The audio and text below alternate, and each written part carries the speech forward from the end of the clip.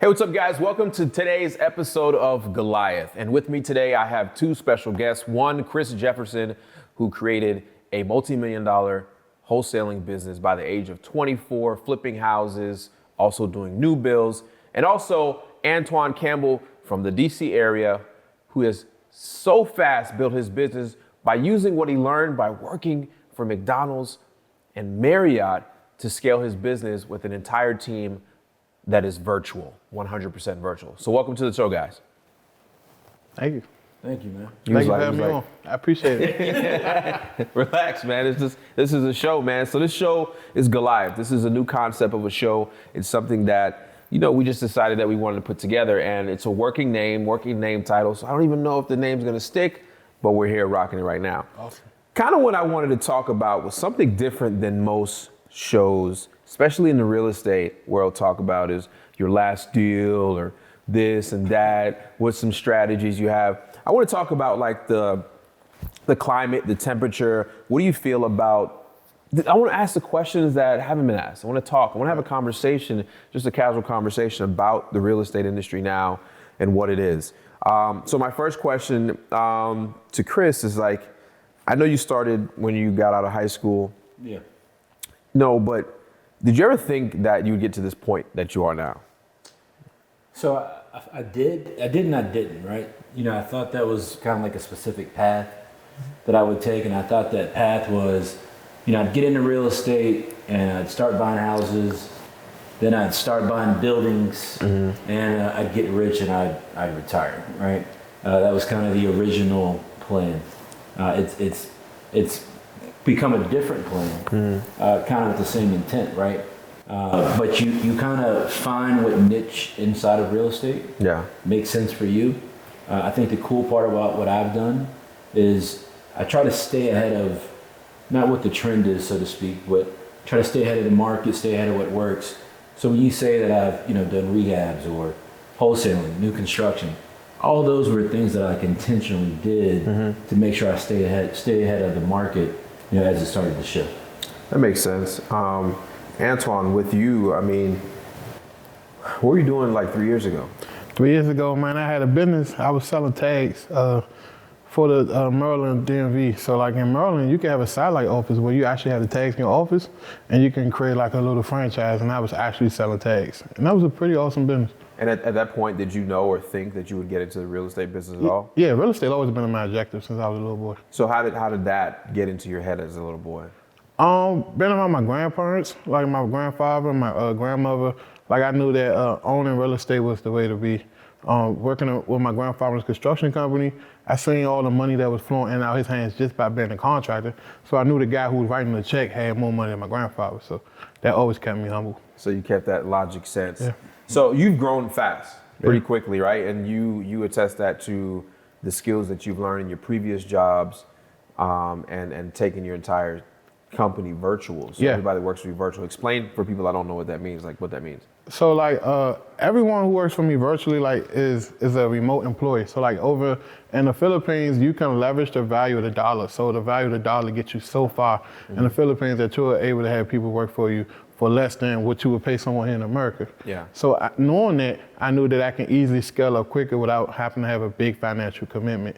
And that's what got me into hiring people, because most of the positions in our real estate company, you can do as long as you have a working telephone and a computer. So that's what got me into that. Yeah. So Chris, you've actually been in this business longer than both of us probably put together combined, right? Right. Not that you're old. I think I'm actually older than you. Yeah. But the point is you've been in this business for a lot longer, so you realize it a lot younger. Now you've got to watch the business. You've actually been through a cycle, right? And a cycle we mean like a downturn and stuff like that. There's so many people in this business now, which I love. I'm a part of creating that where a lot of people are in this industry now. How do you see it now? How do you think people will survive through the next time the economy takes a dip? So I'll tell you kind of how I'm planning the market personally, right? Something that's become really big to me. I didn't plan for rentals when I first started my business. 12 years ago, I was a young guy, was getting into a business, and I wanted to make a lot of money, right? And my perspective of that was, if you showed me a deal that I have under contract and I could wholesale it or flip it and make $30,000, or you say, hey, Chris, you can rent it and make $300 a month. At the time, it made a whole lot of sense to me to say, Take I'll that take 30. the 30,000. Yeah. Right. So that's kind of changed, right, over time. How I'm preparing for the market cycle, I don't know exactly when that's going to happen. Nobody does. Right. There's no magic A-ball that says, hey, it's going to happen next month, next year, whatever. My plan right now is I'm doing a lot of wholesale deals, right? I really like wholesale deals because it allows me to really strengthen my relationships with my private lenders. And the reasoning behind that is as I move into a market cycle, I've got two things in front of me, right? I've got a short runway in the market. So if the market adjusts and there's 4 months of runway, I know that I can liquidate a lot of the flip properties I have kind of within that 4 month time frame, right? So that gives me a lot of protection that I feel good about. Another real big piece of that is I'm building these lender relationships.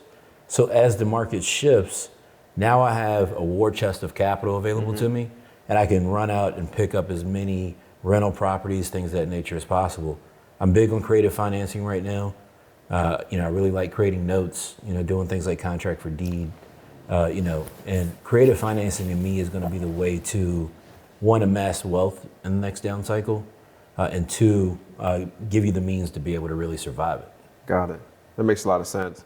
And over the years, because you've been in for 12 years, you've grown to be able to raise capital for your projects easier and easier now as it comes along. Yeah, so I mean that's easy now, right? It wasn't always something that was easy. Of course not.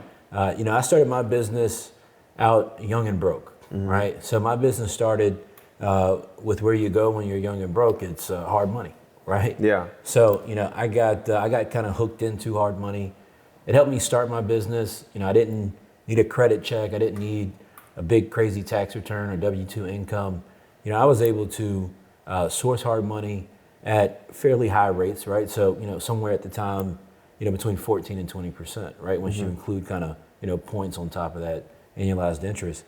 But that relationship with hard money helped me realize, one, I could use it as a tool to create velocity in my business, to do more work, more houses. And then once I realized that, wait, so the hard money lender is taking my project, right, the beautiful project that I built, and he's going to investors and saying, hey, I know this guy that builds these really cool houses. Loan me some money so I can loan him some money, and we can both make a lot of money, right? Yeah. So once I figured out that was the concept, I said, hey, look, I'm not a middleman guy, right? I said, let me just go straight to the investor. And you go out, you start having those conversations, and you find people that they match your vision and what you're trying to do in your business. And you start to cultivate those relationships and start to secure that private money. Makes a lot of sense. Makes a lot of sense. So this show is called Goliath, and Antoine, in a very short amount of time, you've gained a social following.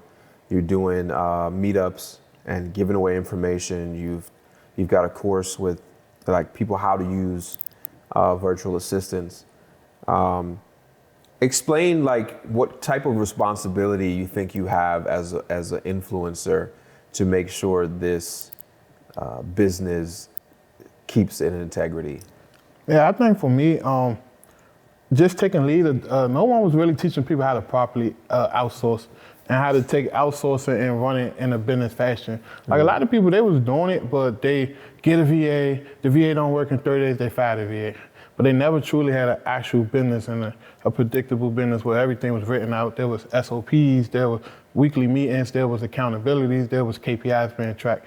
And then when I went on the Steve Train show, I was just speaking on my how I was running my business with VAs, thinking that was the normal, like everybody else was doing it. And it come to find out that it really wasn't the normal. I was like one of the few people that was actually running in that capacity, and so many people reached out. And then once they reached out to the point it became overwhelming, I said, you know what? I can do two things. I could be selfish, right, and just worry about Antoine, or I can actually put something together that it helps people, be successful with using VAs. And once I decided to make that commitment, I told myself that I will make sure that I work at a level where everyone has integrity. Everything we do is flawless, and everything that we try to do and put out there that people can digest and implement in their business to the point that they are ethical. So I think my responsibility in the industry is just to keep the standard up for what is a VA, what to expect out of a VA, how to source your VAs, how to talk to your VAs, and how to use your VAs in a way that you can make money. So that's my opinion. Yeah, so you're saying just your social responsibility is probably just mainly more focused on how to properly hire and train your VAs. Yeah, so now now we do the meetups. We do the meetups because we don't really want to try to sell people on things. We really want to give content. We really want to give quality content for the little guy who can't afford a $10,000 course just yet. But they do have the work ethics and the grind to go out here and make something happen. So I wanted to kind of lead the forefront of that because I know that deep down inside I had a genuine heart and that people would take on to that. And now I have a following. It's crazy to say. And Chris, you've been staying behind the scenes for a long time. I mean, it was designed. It was on purpose. Absolutely, yeah. They say the Mr. Robinson says the brightest the bird with the brightest feathers gets shot first. Yeah. So you've stayed low on purpose, but then you decided here recently more than ever to start doing local meetups in your area, and you're seeing a lot of people there. Right. So there's an influx of people in this business, which I don't mind. I actually love it. Maybe the same kind of question to you. What part of this bit? What do you feel responsible for as a leader, as a Goliath in this business? Sure. To make sure that this business is conducted properly. So I see it as a huge responsibility. So a guy that I mentored about 6 years ago, I started mentoring a guy, and he was a felon or is a felon, and had been in prison. He came home and he's hammering me down. He's calling me constantly. I'm ignoring the guy, not getting back to him. So eventually we get lunch, right? And I remember saying to him at the time, I said, man, you really remind me of me, right? When I was like trying to make this thing happen. Yeah. And, I wanted to see him win, right? And I invested some time in him, and now he's got a really big wholesale business in my same market. And what I learned through him and that interaction, because I haven't done a lot of, mentoring up until the last, year, right? And he had a conversation with me in December of 2018. We're grabbing lunch, catching up. I hadn't seen him in a while. And he said to me, he said, man, you changed my entire life, right? By teaching me this business. But I don't see you that much. You're constantly working, you're doing all these different things. He says, man, the way you impacted me, you could do that for somebody else. And he says, you've reached your opportunity. You've gotten that, right? Does it make sense now to go back and get somebody else? And I took that and I marinated on it. And after I really thought about it, a couple of days later, I called him up and I said, hey, I got to do something, right? And so what I feel that my responsibility is as a leader, at 33 in this industry, right, is that it's on me and it's on people like us, right, to show people the proper way to do things, help people learn from our mistakes. In 12 years, I've messed up a lot of stuff in business, right? I don't have a fancy business degree or, anything like that.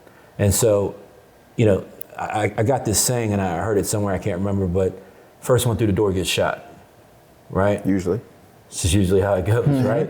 And so I've taken my hits over the years, and I want to see that next group come up, and I want to be involved in seeing that happen, because I know what this business has been able to do for me, not just personally but professionally. I've been able to meet great people. I've been able to meet people like you, people like Antoine.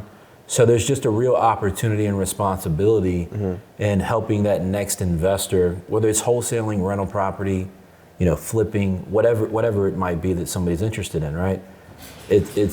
I take it as a responsibility to show them the way to do things and ways that I've done things that maybe weren't right or didn't work right, and say, hey, look, don't do that, but there's a better way to make something like that happen.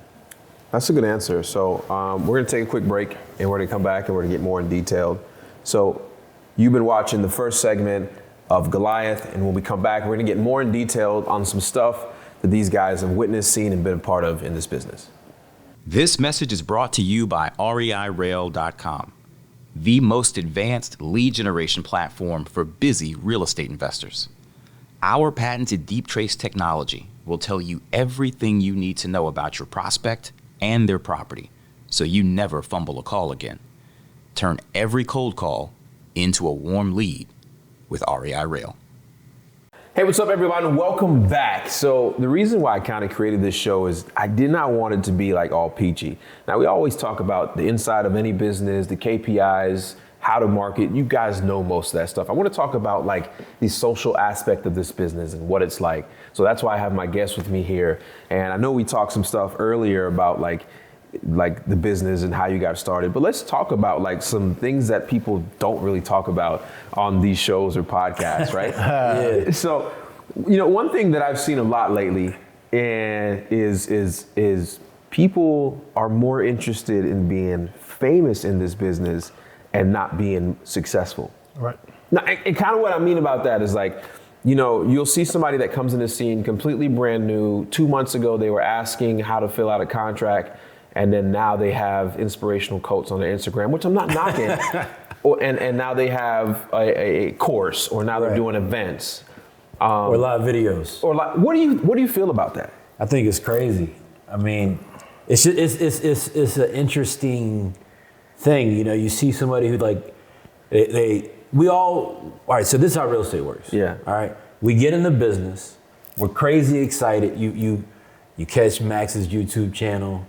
Or you read Rich Dad, Poor Dad, and you start getting pumped up, you're juiced. Yeah. You're like, man, I'm gonna do this, I'm gonna do that. And you're over the moon, right? And you go do that first deal, and then what's the first thing you do? You go post a check. You go post a check on Facebook, Right. and say, Mama, I made it. Here I am, I did my first deal. Then what do you do the second week? You go start a course. Is that the route that everybody's I think that's the new norm. Like I see it a lot. I see it a lot, especially on my end, guys. Like, you hear somebody like inbox you and they ask you some basic vanilla questions, and then they might JV with somebody. they maybe do the first. So it's not deal. even their own deal. No, they may do their first deal, and next thing you know, they full court press with marketing, new course, new event, new webinar. The whole 9 yards. Hosted meetups. Look, man, I've seen people. I don't even know if they've done a deal or not. Right? Yeah. And this isn't a shot at anybody or anything, right? But I've seen people in my own market who have these. They got get-togethers. They've got, hey, you know, somebody's selling a deal, and they say on Facebook that they got a deal for sale. And it's somebody else's. Right. Well, somebody else's, but they're on there saying, hey, I'll buy it. Right. By what? Oh, okay. I get what you're You saying. get what I'm saying, right? Capping. The daisy Capping, chain, right. that's what I call them. Yeah. Daisy chaining. It's And crazy. that's part of the business that I think is like crazy because I've only been in this business for a few short years. Right. Right? Like 3 years. But let's face it, years in real estate is equivalent to dog years. Correct. So like 3 years is like 10 years. It'll age you. Right. It'll age you. And you know why he's right? Is because I've been in this business for 3 years. I've been on YouTube and on social for 2 years. Right. And I've seen a cycle of about 4 or 5 cycles already My point. of people that have came into this business and then left, and you don't Right. see them anymore. Yeah. I mean, people that were very vocal on helping you and this and that, and they moved on to something else. Right. I mean, it's very, very common. Or people that come into this business and leave because they got excited because they came to my YouTube or they visited somebody's channel. Right. And then they're gone. Yeah, they're I've seen commenting on every gurus. post in the Facebook group, right? And a lot of times giving out bad information. Right? Terrible information, especially they've when it never comes done to creative, right? Right. Yeah. Creative stuff. I'm seeing a truckload of terrible information as far as on the creative side. I've seen people go completely crazy. Oh yeah, I mean, like legitimate health issues. Well, look, I mean, real estate wholesaling specifically is a high stress, business, right? I call it the roller coaster of wholesaling real estate, right? Mm-hmm. You got the highs, you got the lows, and everybody ain't built for that pressure.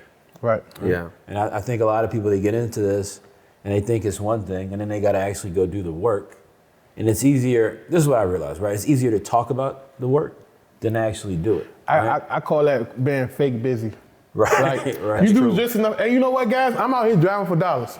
We've And had then that conversation before. As soon as the 20 seconds of the Facebook Live go away, they go home. They not Right. driving for dollars anymore. Right? You walk up on somebody and say, let me see your deal machine at, right? Let me see what you really got loaded. How many properties you really have? What do you really got loaded in Yeah. your deal machine at? Because it's like it's fly to people almost to, hey, I'm doing this. Hey, like people posting pictures with headsets. Like, hey, I'm on the dollar. Yeah. Like get to the $9. But you know what? I feel somewhat responsible for. And here's the thing: The influencers. I already had my bag prior to getting on YouTube. Yeah. Right? So when I got on here, the first few videos, I was holding my own camera. Immediately, I hired J-Rock. Then I partnered with Dave, and we created this 5,000 square foot studio. So now it just looks easy. Right. Yeah. Right. They don't know how much stress this is. Right. To have this put together. Right. And people are starting to do it with the intentions of just being famous. Right. But we got to talk about that too, though, right? Because there's people that they focus on being famous in this business. I mean, there's people out here, right? We got to face this, right? There's people out here that have not even done real estate. I've been in this 12 years, right? I've done hundreds of transactions. Mm-hmm. It's not necessarily, it bothers me, right? And it's also just weird. There's no checks and balances. Right. Well, no, but that's the whole thing, right? You can jump out online, you say anything that you want. Yeah. And who comes up to you and says, nobody sizing you up. Well, are you responsible for not checking somebody? Maybe I am. Or maybe that's not your duty. Maybe it is, maybe it isn't, right? Like maybe that's this conversation, right? Like, who you checked lately, Antoine? Well, I know he checks somebody. Behind the scenes, I check a lot of people. So behind the scenes. I try not to like embarrass people, but I do tell people, hey man, what you're doing. What's my one guy that's the guru killer? Corey? Yeah. I gotta meet this guy. I gotta meet this guy. He don't mind us saying his name out loud. Oh, I know. He loves that. Listen, he puts gurus out of business. Like, you go follow his timeline, he makes his point to put him on blast. He don't care about being because he generally does the bit. I met him in person. I know the guy. He out here with tractors, knocking over buildings. Like, he actually in his business every day. Yeah, and he's very vocal about calling everybody out. Yeah. And I think, some of that's needed, right, in the industry. You know, I don't know how you effectively... Like me, right? Do I call people out? Well, I don't know that you do it publicly, right? But if it doesn't reach the public, then the next victim. So that's the give and get, right? Or the catch-22. You know, how do you protect the public? You've got influence. Exactly. Right? So is it my responsibility to call out people that are giving away bad, false information and being the person they're not really, you know? Well, let's look at it this way, right? So what are the ways? All right, I've been in your Facebook group a little bit, right? Mm-hmm. What are the ways to spot the fake? Oh, I know. I don't really do real estate, but I'm a guru. Away. Somebody who leads with like cash, somebody who leads with like saying the Lord, somebody who leads with just posting stuff and not being as transparent. You know, DM me if you want to know, if you want to learn what I did. People like that, red flag. Because I have one of the largest Facebook groups when it comes to this type of investing, I see it firsthand. Right. I can tell you when somebody's making that switch. They start making posts that are long as. Oh, that's the go-to. The other go-to though is all right, I'm going to respond to every single post. There you go. In the group, right? And as soon as I see that, I'm like, all right, man. Here's as an admin and a moderator, I can type their name in and just see everything that's done, or responded to. Right. And you start seeing long posts where they're giving away information. I've seen people go to seminars that I've been in as a student, right, that had no knowledge prior to getting there, and then leave that actual seminar and take that information and pretend it's theirs, and they've never actually completed what they were. That's the weird thing to me, right? I've gotten lunch with people, or just had like general conversations at a meetup or RIA, something like that, and give somebody some game. I can't. By the time I get to the car, it's already out there. They on Facebook saying what I just said to them, like it's theirs. Like it's their info. So talking about the problem, I almost died here. Talking about the problem, what is needed? How do we? Do we stop this? Is it our responsibility? Do the top people come together and ban this? Does somebody get? I think eventually somebody got to face the fire and step to everybody. Somebody got to be the Robin Hood to say, you know what, enough is enough. It's time to, check people. Well, I think it's that, one thing I thought about earlier this year really was, like this got to be like a hot seat podcast. Yeah. right? Like, hey, come sit on the hot seat. Let's really go through a deal, right? Your deal. Let's get to HUD. Yeah, like let's go through the HUD. Let's don't really know about dig into. Them people don't want that type of smoke. I think, and if they do, they so good at lying. They're going to. Well, that's maybe why. They so good at lying. They're going to use somebody else deal. Say, hey, say that I was on this LLC. Because let's face it. Because then you got to go through the LLC Most of my deals that I do, because I fix and flip too, as well as wholesale. So most of my deals I do, I just put in the LLC after the street address. So there's no really true way to figure out that. I can go to the Secretary of State and say, but you gotta. But a lot of that, if you're digging into a deal with somebody, I think a lot of that is going to be found if they're on the hot seat, right? I think somebody's going to come in conversation, right? Like if you can't explain to me the process of the deal, what was the exit, right? If you can't explain to me the loan on the deal, right? If you don't know what deferred points are or whatever, right? Then I think quickly we can kind of wrap our heads around the fact that, man, you ain't doing no deals, right? So I think that is needed. I think a hot seat podcast would be cool. I don't know if I'm the guy to start it or you're the guy to start it. I'm not. I mean, I don't know. You got the influence, right? But I think some of this is the thing, right? So the general podcast format right now in real estate is, all right, you come on, what's your story, right? All right, how'd you make your money, right? And what are you doing now? All right. No details. There's no details. There's no in between. And one thing, I just recently did the Earn Your Leisure podcast. Yeah, it's one an awesome thing, podcast. One thing that they are adamant in that podcast, you are going into detail. You got to. Right. They're doing research on you and the business, and they're going to ask you questions. And I asked them, I said, yo, have you ever had anybody fake? They was like, yeah, one guy. Wow. Yeah. Why they figured it out. I mean, it's amazing how far you can get without actually why having do to you do think anything. there is this initial surge's push of people wanting to be famous in real estate and not actually wealthy in real estate? I think it's two reasons. My opinion, one person, they might be smart. They know that in the gold rush, the person who sold the shovels made the most money, right? Yeah. So but it was real shovels. It wasn't fake shovels. But I think some of that though, right, is that so I talked about how like when we come in this business, we're so excited. Right. You read Rich Dad Poor Dad. I was excited. Don't get me wrong. Me too. Yeah, I was crazy excited, right? And so I think what happens is that energy is so strong. Like if I think back to when I first started, I mean, I wanted it bad, right? And so somebody dangles that carrot in front of you, you're jumping because you think that it makes sense, right? You think it's going to work because you don't know anything yet. So the danger right now is we've got people who don't really know anything about the business.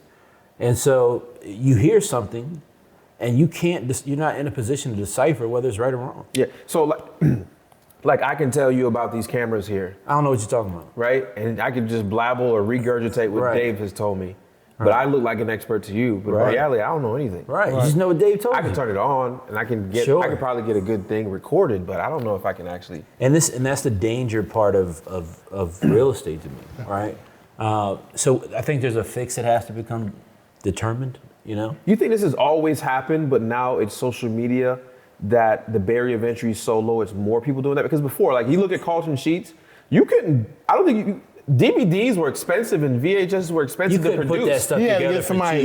You could. He had to have some financial backing behind, or he had to put his own money up. I mean, look, you got Facebook Live now, right? Yeah. Any Joe Blow with a phone. Yeah, Facebook Live can pick their phone up, and now they're on live. I mean, come on. All right, so all right, so now we talk about the problem. Right. Yeah.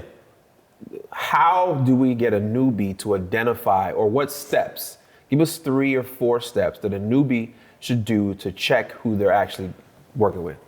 My opinion, a newbie, the first thing they should do is not lead with shiny stuff. So if a person keep posting shiny stuff or keep showing you money or keep showing you checks, don't feed into the hype, right? Look for a person who gives more than they take, right? That's my opinion. That's my model. So I'm a type of person, I like to give. And I don't ask for anything in return. But not just that. I agree. Yeah. Sorry, I hate to interrupt. I just want to make a point to what you're saying. Yes, I think that used to be true 2 years ago until I made that normal. Right. So now people are saying, well, Max grew so fast. I can be Max. Not only that, but how did he do it? Oh, he just gave away all his information. Oh yeah, that's the whole, so it's the fake give now. Right. Yeah. With the end in mind. I really gave because I was super excited. Right. It was like, yo, I got a secret, right? It was like if you were 600 pounds, right? Right. And you found a fruit that telling you ate, everybody about. that you lost weight with. You gonna tell everybody that you see, right? No question. So that's how I was about the business. But now people look at it as a marketing strategy. Right. I say we it might sound crazy, but I say you do like the Section 8 do. You got to get on an approved list to be able to to become a bona fide, guru or coach. So someone come in and can set a standard, and anybody who's on that approved list, they've been vetted. And then all the newbies, since you have a big platform, you can say, hey, newbies, these are the people we recommend you go do business with. Now, if you go with anybody else out here talking about cash out me and do this and do that, and you on your own, right? Don't come on this forum crying about how you got scammed when we gave you a website that we vetted and we recommend these people. But right? hold on, but the issue with that, right, is then you do that, and then somebody does jam somebody up. Now that finger's pointed at you, right? So you're it's saying, like, Max, that was the approved list you gave me. So do people point fingers at the Better Business Bureau when somebody? That's a good point. Right. I think a danger in this business is that, let's just say 95, I want to really say 99% of people who start in this business don't have any money, right? Or they're working on an unlimited budget, right? Mm-hmm. You know what they are working on? I didn't have any money. Me neither, right? You know what we all were working on? We're working on hope, right? And so you're fueled with this hope, right? And then somebody comes up to you and says, oh, I can show you how to make $20,000 a month. So you easily feel fooled because you have so much because hope. you just got the hope in you is so big. I call that the gullible newbie, not the bash people. But you can't fault them for that. You can't fault them, but at the end of the day, So you still got to do some due diligence, right? at the end of the day, correct me if I'm wrong, majority of the people in this business are grown. They old enough to vote. Fair they enough. old enough to die for Fair this enough. country. They make decisions. They probably have children. Fair. So it should be some type of accountability on their behalf to say, hey, let me at least check into this person. Right. You know what I mean? I agree with that. I don't disagree with that. Right. Right. But I still feel that you gotta like dig back to how big that hope was. At least for me, right? Like when I first started, I would have gave anything to make the business work. Literally anything, right? And so, look, point blank, if somebody says to you, I can coach you for the next 2 years or the next year for $500, it doesn't really make a lot of sense. Right. Right? So I teach you how to make $20,000, but I only want you to pay me $500 for 12 months, and you call me anytime you want? Nah. Right? Because if I'm really making money, I don't even have time to talk to you on the phone. Yeah. Right? So I agree with that part, that it's got to take some, you got to hold yourself accountable, right? So let's do top three. Go. Flashy, stay away from the flashy person Right. that's just showing you money and trying to entice you with the things that they have. What's I another? think mine would be, if it's too good to be true, it's not, right? Yeah. And my last one would be the person who always goes negative. They try to get that negative sale. Like, some people out here, they practice just making fear in everybody. Right. You know what I mean? That fear type of person who use that way to close a person, you gotta watch them. I'll give you another one. A big thing for me is, sustaining a business for 12 years is not easy. Any right? business. Nah, not at all, right? I've had highs, I've had lows, I've had all sorts of stuff to take lumps and have to deal with, right? If somebody can't talk to you about those things, if somebody can't tell you, hey, this went wrong, hey, this deal went south. I've been sued. Hey, I had to go renegotiate this loan with this lender, right? I think we had a conversation about that one time, right? we did. Like I had to go to one of my lenders and renegotiate a loan because I was in a bad deal, right? Like if somebody isn't willing to have those conversations with you, and that to me has to be something that jumps out to you, right? Like a question to me with somebody would be, as far as coaching, what's the worst thing that's happened to you, right? Like what's the bad part of the business, right? Right. Because what we all talk about is the posting the check or the cool car, and what that does is that's preying on the hope. Yeah. You know what I mean? But that doesn't get you to 12 years of business. No, not at all. I think for me, I have two things. One is just simply vet. Right. Ask around. Yeah. Like ask around in other groups or people and say, ask for references. Yeah, like, and then who not have only you ask for coached? references, but then go beyond the references they give you. Right. Yeah. Because nobody's gonna give you a bad reference. Right. Because there's some people out here that's hiring people on Fiverr to do testimonies. Yeah. Yeah, it's like when you fill out like, I mean, you need to call and talk to this person. And then two, don't ever, there's people out there that make you do an emotional buy. Yeah, that's what I was trying to say earlier. Yeah, and I know, that's what you touched on. Don't buy when somebody's trying to provoke an emotion from you. Right. Yeah. I think that's agree. important, right? Don't allow somebody to provoke an emotion and then try to sell you something. That and don't, even though you're coming into the business with limited income and you got limited income and hope. Yeah. Right? What worked for me was I paid money for a course. Yeah. Right? Oh, I'm not saying you shouldn't. Yeah, but my point though is I was paid vetted. decent money for the course. And it was vetted. And it was vetted, right? I knew from other people that it worked, so it made sense for me to go, take that jump and do that. Yeah. But I see these conversations, not just in your group, in a lot of different groups, where it's, it's $14.97. Oh, it's $9.97. Oh, it's $5,000. Nah, right? I'd rather pay the $250. And then what happens? They come back in the group and say, well, I just paid $250 to this guy 6 weeks ago. I haven't heard from him. I sent him the money on Cash App. You better off searching YouTube and grinding it out. Grinding it out, and then when you got the money, you can drop it on a quality, good course that's Yeah. going to give you the information and content you need to really, truly be successful. So what I tell people, right, because, I do the VAs and stuff, and I shy people away. I'm like, nah, man, you're not ready. Don't do that, because VAs are real life people. They need this money to survive. Yeah. And we get clients that sign up, and 2 weeks later, they can't afford the VA. Yeah. So I tell people, man, you got to make sure that you're in position.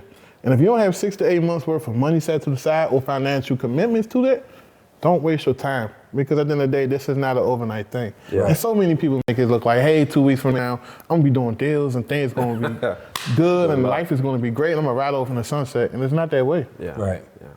So that's good. So now that you've, I guess, learned how to avoid the fake guru situation and our input on actually why so many people decide to jump in this business and become famous and not actually become wealthy, I don't think we have a good answer for that, but we did tell you how to stay away from fake gurus. But before we wrap the show up, we're going to take a quick break, so I'll see you guys on the other side. Support for this program comes from REI Skip 2.0, the fastest, most affordable, most reliable skip tracing software on the planet. Hey, what's up, everyone? So we're back here to wrap up the show. We touched on some things like how these guys got started, some of the stuff that we dislike in this business, more of the social aspect and how everybody is a winner. Nobody posts their real stuff, and everybody being an influencer in this business. So let's kind of touch on some things that we don't talk about, which is the L's, right? The losses that you've had and the sacrifices you've had to make. Antoine, you talked about when you started this business, you were laying in the floor in the dark. You didn't even have power. Man, you put so much into this business, man, knowing that one day it would pay off, that I was laying on the floor in the dark, man. I had no power. I was at a dark place, but thank God I had a strong partner. My wife was there with me, and we got through it. And the next thing you know, deals started rolling. But let's talk about that. Let's talk about like that partner. Like for some people that have partners that are not into this. I think majority of my success comes from that partner, because a lot of people I see, they blow up and they get big and they don't have anybody to hold them accountable. They say, hey, that shit you're doing right there is goofy. Stop it. Like, I had a partner, my wife, she's my actual partner, my business partner, my life partner, and she keeps me in check, to the point that when I'm trying to do something cocky or ignorant, she's like, nah, that's not a good look. Yeah. Don't do that. So Chris, what about some of the L's you've taken, right? And some of the now not that I started from the bottom. Right. Like some of your your current L's or sacrifices you've had to make. Yeah, I mean, I think, I said something earlier about, having to go back and renegotiate a loan a couple of years ago, for example. I think probably the toughest one, man, is I think 2014, I'm working on a deal, and I start to realize that a guy isn't up to something right that's in this transaction with me, right? And me thinking that I'm doing things the right way, instead of calling him out on it to his bank, right, which is what I should have done. And I called him up man to man, right? Call him up and I say to the guy, hey, look, I know what you're doing. It's illegal. I don't want anything to do with it though, right? Like you do your thing and that's fine. I don't want to be involved in it, right? Wake up next day, bank's calling me saying, hey, no, you did it, right? And I'm thinking, damn, like here I am trying to shoot it straight with the guy, right? I'm not trying to mess up his situation. I go have a conversation with him. And it turns into this tumultuous 3-year lawsuit, right? And that's I identify that as my biggest L. Mm-hmm. Cost me over $100 and some thousand to fight it, right? It was, I've never been under that much stress, right? These couple of gray hairs that I now got. I have a few. Yeah, man. So those came through that. But here's what I learned from it, all right? So I go through all this pain of fighting the situation, trying to work through it. This business is funny, right? I remember in that situation, like in those moments, that I would talk with a friend, right? Because it was difficult. And I'd talk with a friend and they say, oh, I heard so-and-so said something about you, right? And I'd be like, damn, like I put a lot of money in that guy's pocket. You know what I mean? Like in the past 7, 18, like he made a lot of money with me, He said that about me, right? And so what I realized is I was trying to find balance in sometimes who I was or where I was in my professional career based on somebody else's opinion, right? And what I learned in that process was this is a business where you can't fold up, right? Like the pressure is real and it's going to hit you. It's going to be in front of you. It's something that you got to deal with, right? And there's people who burn out and they fold up and they never make it work, right? Go. You talk about, I remember the other day, I think you told me, so you never deal with nobody that has never been through anything. I don't, man. That's big to me. Like that was something I had to go through. And I lost a lot of relationships around, having to go through that, right? And I've lost relationships with some people that they don't know that I don't rock with them anymore, right? But my energy with them is now different because I've seen or heard things and things of that nature. But for me, man, like if you haven't dealt with some hardship in this business, right? Like if you haven't flipped a house and you're waiting on a draw to hit because you spent, right? You're doing rehabs now, so you know exactly what I'm talking about. It's tough. You kicking out all your own money and your own cash, and you down to $2,000-$3,000, maybe $500, and you waiting for the lender to call your phone and say, hey, the wire has been sent for your draw, right? And you scraping by. You still got stuff you got to keep up, things you got to do. Like that's real struggles in this business we don't talk about, right? And so, a big thing for me over the years to sustain in this business, to continue to make things work, was just to, in the back of my mind, it's like, 10 toes down. Like we just gonna keep going. So if we down to $500 and waiting for a draw to come in, cool, let's keep the work going, right? Because if you do things the right way, over time they will correct themselves, right? But you can't fold up in this business. You cannot let the pressure get to you. And you got to start having conversations with people. One big thing that I did was I just started verbalizing things that I was dealing with in my business to other business owners in real estate. Here's the funny part about that. You know what everybody said to me when I had these conversations? Like, oh man, I deal with that too. Man, you've been down tight on it. Yeah. It's across the board of entrepreneurship. We all deal with this stuff. It's the part that we don't want to talk about. Yeah. But I think it's because it's uncomfortable. It is uncomfortable. We got to have those conversations because when you said earlier, right, like what's our responsibility? Our responsibility is to be real. Yeah. Right? Like these are real things you may have to deal with, right? So we can't just always talk about the glamorous part of the business and, hey, you can make a lot of money if you do this, you do that, sure. But hey, you also may have to deal with some stuff to get to where you want to be, whether it's in life, whether it's in your business, what have you. And so I think that's part of that responsibility is to say, hey, like you might got to fight something one day. And if you do, that's okay, but you got to get through that, right? And what you start to realize is the other side of that pain or those situations you got to deal with, that's going to be your win, right? Yeah. So, I mean, that's to answer your question, that's something for me that is near and dear to me, that's I think super important. And again, like I said, that happened in 2015 and into 2018. And, 2019 was amazing, right? We circled around and got back into wholesaling and doing different things. And it's cool, man. I like dealing with people who have been through stuff, right? Because that lets me know that when something comes up, you're not going to fold up on me, right? Like if we got to punch through that wall together and it start my hand bleeding, the skin coming off my hand, and we got to get through that wall, I don't want to know that you're going to turn your back on me. Yeah. I want to know that you're going to keep punching too. You know what I'm saying? I get it. And you believe that so much, you named your company V1. Yeah. Yeah. And what does that mean? Because I'm a pilot. I understand what V1 So means. V1, I named my wholesaling, not my wholesaling, but my other company V1. And what that mean was I'm so infatuated with airplanes that's one of my goals to own a plane. That you at a certain rate of speed going down that runway that if anything happens, such as a engine malfunction, anything that's crazy, you have to pull it back and just go in the air and don't turn back around. So what I took from that is I'm at a point in my career and I'm at a point in my life where it ain't no turning back, right? So it's real estate or nothing. And I tell it to myself, I tell it to anybody that follow me, anybody I talk to. Listen, I breathe, sleep, shit, eat real estate all day. I don't care. I take the good and the bad all together. Yeah. And that's the same for me. I mean, I've been through stuff. I still go through things. Yeah, me too. When you have 14 employees, you deal with their stuff. You deal with your personal stuff, the business stuff. And there is no folding. Because Friday rolls around very quickly. The payroll has to be met. Yeah. I've sacrificed a lot. I'm building a new business within real estate already. And, I had to put up $250,000. I had to put up $250,000 to do this new building, a new project. My last event went above and beyond. I lost $250,000. I talked about it right on stage. Yeah.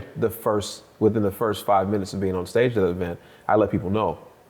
Yes, it's real. I'm still rocking. Yeah. I show stacks of contracts at the end of the month that did not go through because of title issues, seller acting up. Many deals that I've had to just somebody might say, "Oh, I didn't know." I give it back. "Oh, you can have it. You keep it. I don't want these problems." I'd rather avoid a lawsuit or avoid any of that stuff up front. There's properties I've had to fight for, Right. That I had and somebody tried to take it from underneath me, stuff like that. And it's just, it's part of the business that nobody talks to. It's not all peachy. It's actually very dark. Yeah. But the small lights that we get, the wins that we get may outshadow the darkness days. And I think if you look on Instagram or you look on Facebook, you only get to see the highlights of the wins. Right. Everybody's winning in this business. Right. And in any business, they're all winning. Yeah. We know that's far from the truth. Sure. And I think that's part of our social responsibility to tell the other side, the L's, the losses. Right. But Yeah, you can't be ashamed to talk about that stuff. I mean, look, anybody who says that they've been in business for any period of time and hasn't dealt with any adversity in their business, lying. it's not true. It's impossible. Like I always tell people, even my children, like your life is considered nothing but problem solving. Yeah. 100%. Like to the day you close your eyes, you're just a problem solver. Every week, every month, every second, there's a problem that you have to figure out to solve. Whether it's business or personal, you just got to get used to that. Yeah. And I think when we build these relationships, the way we've built relationships, or the way you might meet somebody at a networking event or a RIA, right? Like have those painful conversations. What I will tell you is it'll make you stronger, right? And it'll make the other person more receptive to you as well. 110%, right? When you meet genuine organic people and people share their story with you, they tell you what they've been through, some of their hardships. For me at least, it makes me lean harder into wanting to see that person win or recover from the circumstances that they're in, because it's nothing like seeing somebody get knocked down or taking a hit. Yeah. And whether if you get up on an 8 count or a 9 count, you got up. You got up. Right? And so if you can do that, regardless of how long it took you, whether it took you a 2 count or a 9 count, that to me, that's strength. Yeah. Right? And it shows an ability to get through something. And it just tells me like, hey man, that's somebody, if I can't get that person on my team, I damn sure want to make sure I do business with them. Yeah, right? Absolutely. So before we get out of here, where can people see you guys at, find you guys at? Instagram, CEO929, Facebook, Antoine M. Campbell Sr.